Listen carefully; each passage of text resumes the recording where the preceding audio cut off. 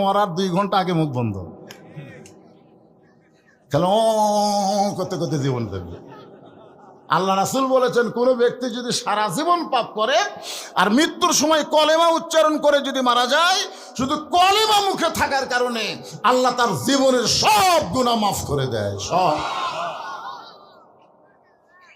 ওই যে দেখেন, ওই যে একটা আছে, ওই যে ওই আমাকে খেয়াল করে টার্গেট মারছে, ওই যে ওই যে ওই যে ওই যে খাড়া হয়ে আছে, দেখেন ওই যে পিছনে। না, ওই খারাপ হয়নি, ওর কোনো দোষ নাই, ওর কোনো দোষ নাই, দোষ হলো ওর মায়ের। কারণ একজন ভালো একটা সন্তান চাইলে ভালো একটা মায়ের দরকার, জোরে কোন কথা, ঠিক না? হ্যাঁ, এত মানুষ থাকতে আমার সব টার্গেট মারে, তার মানে